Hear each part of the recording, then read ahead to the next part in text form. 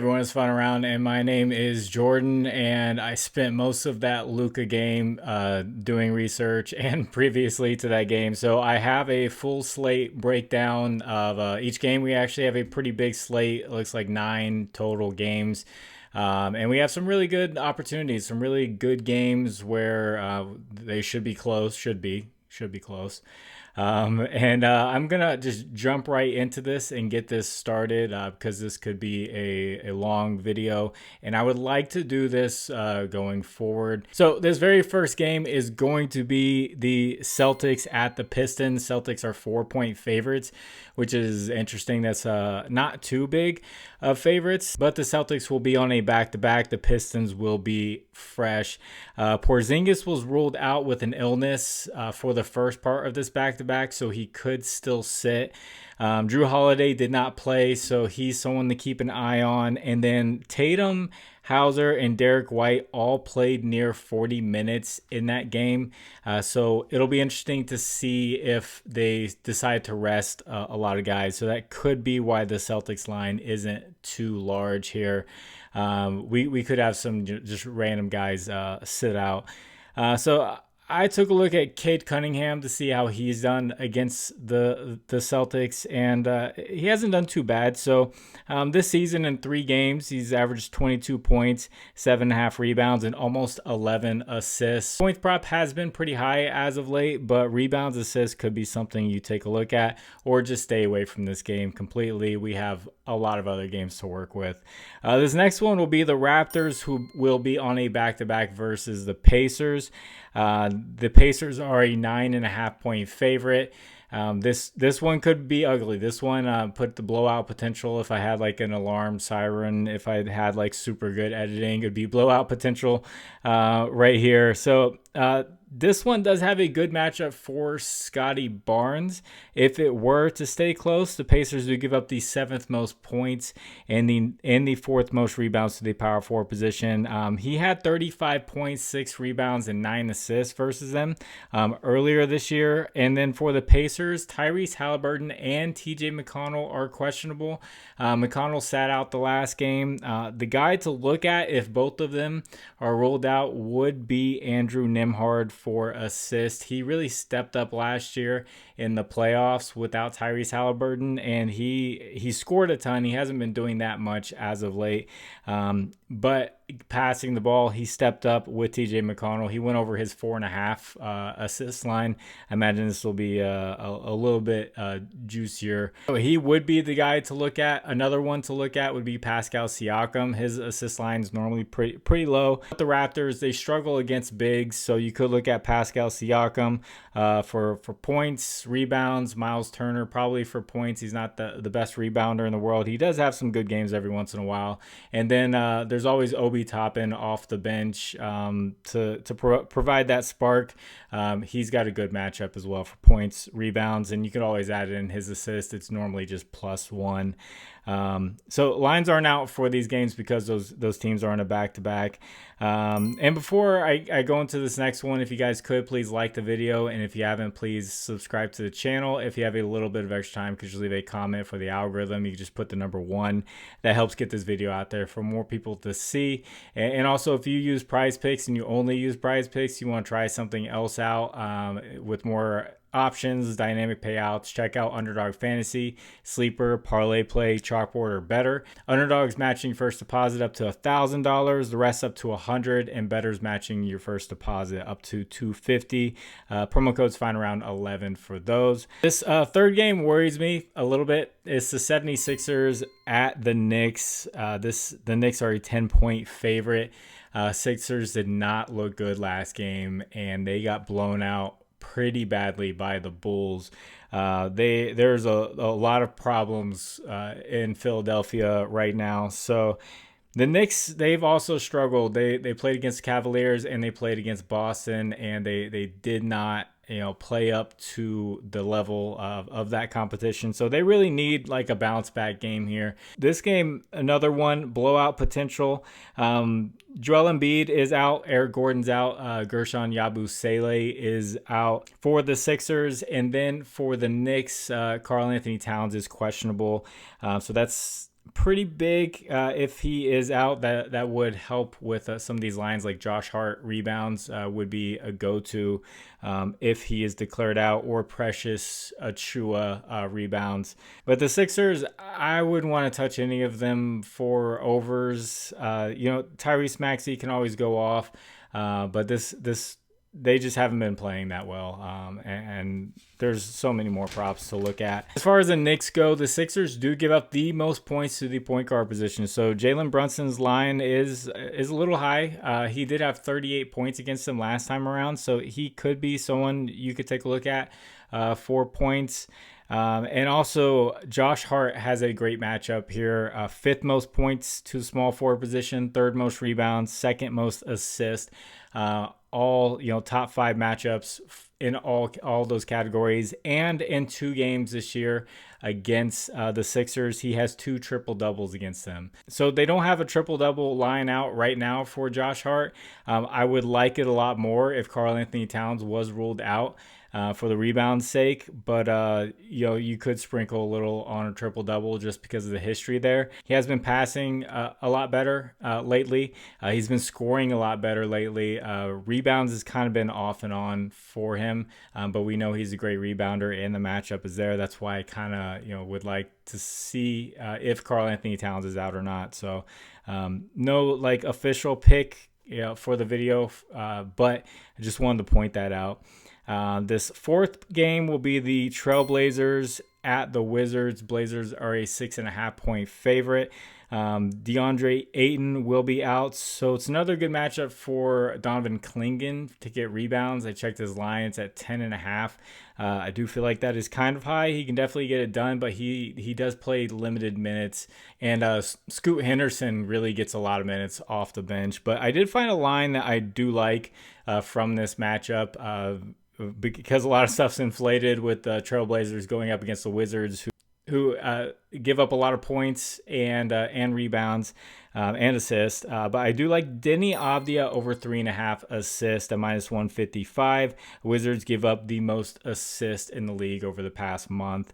And he's gone over in 5 out of the last 6 games and averaging 11 potential assists a game over the last 5 games. So even if you cut that in half, we're looking at 5.5, and we just need him to get 4. He is a great passer in general. And one thing I like when I was looking at a lot of the Trailblazers players, a lot of things like Anthony Simons' assist, a lot of things on the road, they just really struggled recently on the road, and just kind of had played a little bit better as of late. But Denny Avdia, this assist play on the road actually looked really good. So this was one of the few that popped out, and he has gone over in 7 out of the last 8 games on the road. So I do like this assist line. As far as points, I would lean towards Anthony Simons. He did take a lot of volume last game. His points line isn't too high for the volume, and I would look at his assists, points assists, but I do really like this Denny Avdia line. This fifth game is the Thunder at the Nets. The Thunder are 17-point favorites, so the Nets will be without D'Angelo Russell, and Nick Clarkson has been suspended due to technicals, and Cam Johnson is questionable, so this game could get very ugly very quickly. A lot of scores just not there for the Nets. There is a line that I saw that I was like, okay, if he plays, Cam Johnson, if he plays, I do like this line, and it's under 3.5 3-pointers made at -145. Thunder give up the 9th least 3-pointers over the past month, and according to Props Madness with the heat map, they are the second toughest matchup above the break, where Cam Johnson gets 44% of his points. So you see all the unders on the screen there, and also head to head, he went under this season and then 2 games last season. He's gone under in every single game as a net. The last time he went over 4 threes was on February 24, 2022. And in his career versus the Thunder, he's gone under in 10 out of 13 games. So that's going back to a Thunder team that was completely different. This team is very great on defense. So I feel like that 3-pointers line was just a little high for him. So hopefully he plays. But like I said, he's questionable and he may miss this one. So and to just go on top of that, home games this year, he's gone under in 79% of home games. So 15 out of 19 home games he's gone under. So just that really tough matchup. Yeah, I really like this prop. And this next game is the Hawks at the Heat. This is a rematch of a game a couple days ago. The Heat are 1.5-point favorites because they'll be at home this time around. Last game that they played, both teams were on a back-to-back, and the game was very ugly. Neither team scored 100 points, and Trae Young will be probable for this one. Kel'el Ware and Andrew Wiggins are expected to play, and Bam Adebayo is questionable. So Bam Adebayo is kind of big. If he is out, that changes a lot of things, especially with Nikola Jovic being out for the next 4 weeks, I believe. But there's a prop from this one that I like, and it's Dyson Daniels over 5.5 rebounds at -145. I know a lot of people were taking his rebounds plus assist at 10.5, 9.5, and 10.5. It wasn't 9.5 last game. I took it, and he got 2 assists. He's actually been struggling with assists as of late, and he's been rebounding much better. So Miami's giving up the 7th most rebounds to the shooting guard position. He had 11 rebounds versus them a couple days ago, and he's averaging 13 rebound chances a game over the last 5 games. He has gone over this line in 12 out of the last 15 games. So they've started to bring Clint Capella off the bench. I think he's a better rebounder than a Kongwu. So I think that's opening up opportunities for Dyson Daniels, and the matchup is there and the history is there. So that's 5.5 rebounds for -145. 7th game is the Clippers at the Bulls. Clippers are 8-point favorites. Norman Powell is out. It looks like Kawhi Leonard is off the injury report, so he should be there. The Bulls will be without Nikola Vucevic and Jalen Smith, who's the backup center. So that puts Zach Collins at the center position. So could be a really good opportunity there for Zubac for points, but his points line is pretty high. The Clippers, they couldn't really find any offense last game against the Pistons, pretty much due to Kawhi Leonard and Norman Powell being out for a while. They've just really struggled there. But the Bulls are giving up the 3rd most points overall to teams, the 2nd most rebounds, and the 2nd most assists. And a prop that I like is James Harden over 8.5 assists at -120. I know he hasn't done great recently, but that's pretty much due to him missing some of his offensive weapons. And I know Norman Powell won't be there, but the matchup is just really good. So he's averaging 16.5 potential assists over the last 10 games. And he has gone over in 14 out of the last 19 games. He had 10 assists versus the Bulls earlier this year, and he had 10 versus them last year. So a double-double is in play. But I actually checked, if you go to 9.5 assists, the payout looks better than if you just took a double-double. So depends on what sports book you're on. That's something to take a look at. And using Props Madness, I can filter with the matchups. So I took the bottom half of the league, the 16th team all the way down to the 30th. That give up assists. So the teams that give up the most assists, when he has played against them, he has gone over in 12 out of the last 14 games versus the bottom half of the league, or I guess the top half of the league. Depends on how you filter it. But the teams that give up a lot of assists, and he's averaging 10.7 assists in all of these matchups. So just really great opportunity here against the Bulls for James Harden. And before I get into these last couple of games, I do want to shout out an app that I've been playing with, and it's Novig. It's like Fliff, and it's a social sports book.